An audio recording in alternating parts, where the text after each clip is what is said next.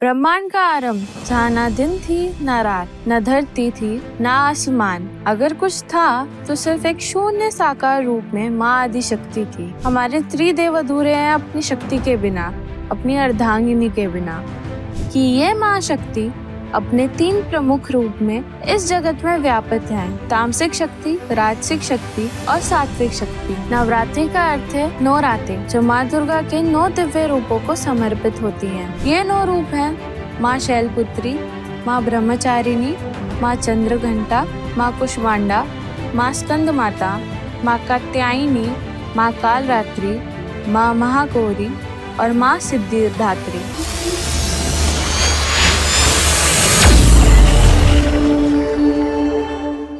नवरात्रि साल में कितनी बारी आती है? हम में से ज्यादातर लोग यही मानते हैं कि नवरात्रि साल में 2 बारी मनाई जाती है। चैत्र नवरात्रि मार्च से अप्रैल के बीच में और शारदीय नवरात्रि सितंबर से अक्टूबर के बीच में। पर इसके अलावा 2 नवरात्रि ऐसी हैं जिसके बारे में ज्यादातर लोगों को पता ही नहीं है। माघ नवरात्रि जनवरी से फरवरी के बीच में और आषाढ़ नवरात्रि जून से जुलाई के बीच में। हम नवरात्रि क्यों मनाते हैं? जैसा कि आप सभी लोगों को हमारे पिछले वीडियो से समझ आ ही गया होगा कि नवरात्रि का मतलब है 9 रातें, जो 9 दुर्गा के रूपों को समर्पित है। अब इसमें देखा जाए तो माँ कुष्मांडा नई शुरुआत को दर्शाती है और हम नवरात्रि तब मनाते हैं जब ऋतुओं में परिवर्तन हो। माँ का हर एक रूप हमें अलग अलग प्रकार की शक्तियाँ देता है। हमें फोकस, कंसंट्रेशन और स्ट्रेंथ के साथ साथ स्पिरिचुअलिटी के रास्ते पर चलने की प्रेरणा देता है। जैसे माँ ब्रह्मचारिणी के रूप में माँ ने कठिन तप किया था। बुराई पर अच्छाई की जीत को मनाने के लिए हम नवरात्रि का त्योहार मनाते हैं। जैसे माँ ने महिषासुर का वध किया था और राम जी ने रावण का वध किया था।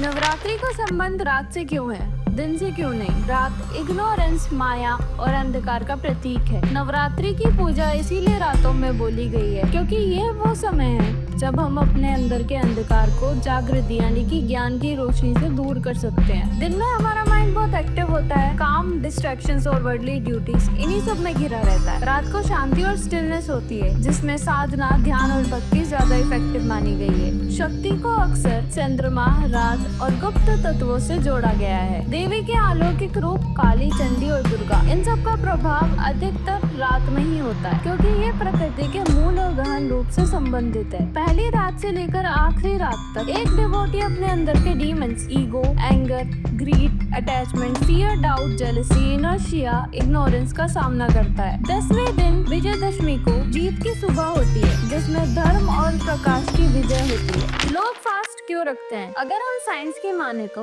इससे हमें काफी सारे हेल्थ बेनिफिट्स मिलते हैं, जैसे ऑटोफैगी, डैमेज या ओल्ड सेल्स का क्लीन अप होना, जिससे लेस इन्फ्लेमेशन होती है और स्लोअर एजिंग होती है। ब्लड शुगर का कंट्रोल इम्प्रूव होना, जिससे टाइप 2 डायबिटीज का रिस्क कम होता है। फैट बर्निंग, हार्ट हेल्थ का इम्प्रूव होना, डाइजेस्टिव रेस्ट मिलने से मन शांत होना, बेटर फोकस और क्लियरिटी मिलना, BDNF का इंक्रीज होना, जिससे हमारी मेमोरी, लर्निंग और मेंटल हेल्थ का सपोर्ट मिलता है। इमोशनल कंट्रोल इम्प्रूव होता है। अगर हम स्पिरिचुअल बेनिफिट्स की बात करें तो हमारे शरीर को प्योरिफिकेशन, सेल्फ कंट्रोल, डिवोशन और स्पिरिचुअल ग्रोथ मिलती है। नवरात्रि में कन्या पूजा क्यों होती है? नवरात्रि हम देवी के 9 रूपों को समर्पित करते हैं। हमारे सनातन धर्म में एक स्त्री का हमेशा से ही सम्मान किया जाता है, हमेशा से ही स्त्री को पूजा जाता है। हमारे संसार को एक स्त्री ही चलाती है। हमारा ब्रह्मांड बिना शक्ति के चल ही नहीं सकता था। हम कन्याओं में देवी के रूपों को देखते हैं, इसीलिए उनकी पूजा की जाती है। नवरात्रि में गरबा और डांडिया क्यों होते हैं? हमारे पुराण इस बारे में क्या बोलते हैं? गरबा और डांडिया दोनों ही डांस फॉर्म्स हैं। पुराणों में इनका जिक्र डायरेक्टली नहीं मिलता, लेकिन इनके पीछे डीप मीनिंग्स है। गरबा शब्द आया है गर्भ से, यानी कि वोम। ये माँ शक्ति की क्रिएशन और लाइफ एनर्जी का सिंबल है। ट्रेडिशनली एक मिट्टी का मटका, जिसे गरबा दीप बोलते हैं, उसमें दिया जलाया जाता है जो देवी की शक्ति और रोशनी का प्रतीक है। लोग उसके चारों तरफ सर्कल में डांस करते हैं। सर्कल मतलब लाइफ साइकिल, जन्म और मृत्यु का चक्र। वहीं दूसरी तरफ डांडिया को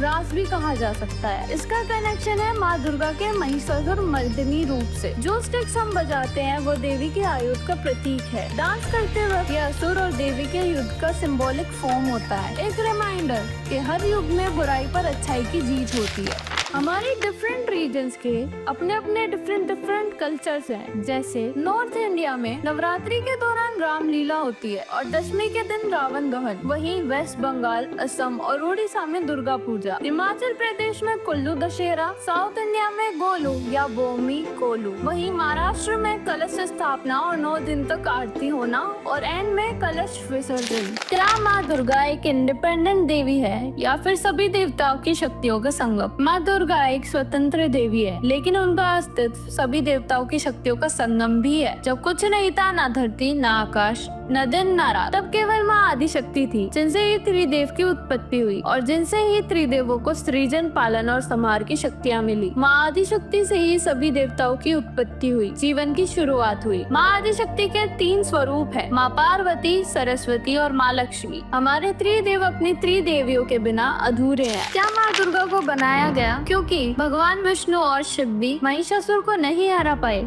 महिषासुर वो असुर था जिसने हर बारी स्त्रियों को ललकारा, जिसने स्त्रियों को कुछ नहीं समझा, जिसके लिए स्त्री केवल उपभोग का साधन थी। वो स्त्री को कमजोर और लाचार समझता था। इसी कारण अगर महादेव या नारायण महिषासुर का वध कर देते तो उसका ये अहंकार और भ्रम नहीं टूट पाता। इसी कारण माँ दुर्गा ने ही महिषासुर का वध किया, ना कि नारायण और महादेव ने। क्या महिषासुर सिर्फ एक असुर है या फिर एक लोकल ट्राइबल किंग जिसको माइथोलॉजी में डीमन बना दिया गया? कुछ हिस्टोरियंस और ट्राइबल लोग कहते हैं कि महिषासुर असल में एक लोकल ट्राइबल किंग था, खासकर महिषी कम्युनिटी यानी कि बुफेलो हेडोस। उसका नाम महिषा और असुर 2 शब्दों से मिलकर बना, मतलब बुफेलो क्लैन लीडर या फिर वॉरियर चीफ। बहुत से आदिवासी और दलित मूवमेंट्स में महिषासुर को वीर महिषासुर बोला जाता है, जहाँ उनका मानना है कि आर्यन बार्मिकल फोर्सेस ने उनके हीरो को डीमन बना दिया। वेस्ट बंगाल, झारखंड, बिहार, छत्तीसगढ़ में कुछ जगह महिषासुर शहीद दिवस मनाया जाता है, जहाँ उसको एक रेसिस्टेंस लीडर के रूप में याद किया जाता है। पुराणों में कई बार असुर का मतलब हमेशा डीमन से नहीं होता, बल्कि दूसरे क्लैन या ट्राइब से जुड़ा हुआ होता है, जो देवास यानी कि वैदिक ट्राइब के अपोजिट साइड पर थे। इसीलिए कुछ स्कॉलर्स कहते हैं कि महिषासुर एक नॉन वैदिक ट्राइबल चीफ था, जिसको लेटर टेक्स्ट में डिमोनाइज किया गया। यहाँ पर बुफेलो भी एक प्रतीक है। प्राचीन वैदिक कल्चर में काऊ को पवित्रता का सिंबल माना गया है, लेकिन बुफेलो को तामस और एनिमलिस्टिक इंस्टिंक्ट से जोड़ा गया है। नवरात्रि के दौरान बलि यानी कि एनिमल सेक्रीफाइस की परंपरा क्यों है बंगाल और असम में,